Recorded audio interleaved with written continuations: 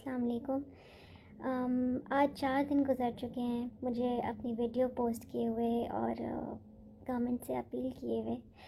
اب میں بہت شکر گزار ہوں، آپ لوگوں نے میرا بہت ساتھ دیا، لیکن گورنمنٹ آف پاکستان خاموش ہے، سپورٹ کر رہی ہے۔ میں جانتی ہوں بگٹی بہت بڑا نام ہے، لیکن میں اب کسی سے نہیں ڈرتی اور میں بالکل بے خوف ہو چکی ہوں اتنا کچھ، اتنی تکلیف اور اتنی اذیت برداشت کرنے کے بعد۔ میری عوام سے یہ آپ لوگوں سے گزارش ہے کہ اگر میں مر بھی جاؤں تو آپ لوگ میرا کیس آگے لے کر چلیے گا، اور میں اب یہ جنگ ضرور لڑوں گی۔ پچھلے 3 سے 4 دن میں یہ بات جان گئی ہوں کہ ایسے درجنوں لڑکیاں ہیں جن کو یہ بلیک میل کرتا رہا ہے، ہراس کرتا رہا ہے، ریپ کرتا رہا ہے، اور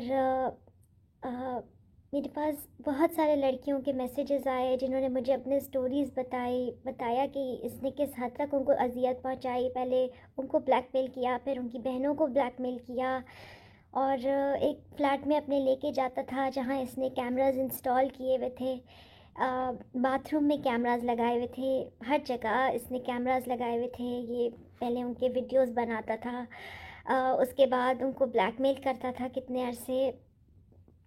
میں یہ گزارش کرتی ہوں کہ، اور آپ لوگوں سے وعدہ کرتی ہوں کہ اگر آپ لوگ میرا ساتھ دیں گے تو ہم انشاءاللہ آپ کی سپورٹ سے اس شخص کو ضرور ہم قبر تک پہنچائیں گے۔ اور میں گزارش کرتی ہوں لڑکیوں سے کہ آپ کے پاس اگر کوئی بھی سٹوری ہے اس شخص کے بارے میں تو پلیز مجھ سے شیئر کیجیے۔ میں جاننا چاہتی ہوں کہ یہ کس حد تک گرا ہوا شخص ہے اور یہ کیا کیا مزید کر چکا ہے۔ میں آپ لوگوں کو یہ بتا رہی ہوں کہ اگر ایک ایسے شخص کو چھوڑ دیا جائے اور معافی دے دی جائے تو 10 ایسے اور پیدا ہو جاتے ہیں، اور اگر جب تک ظلم کا مقابلہ نہیں کرتے وہ بڑھتا ہے اور وہ بڑھتا جاتا ہے۔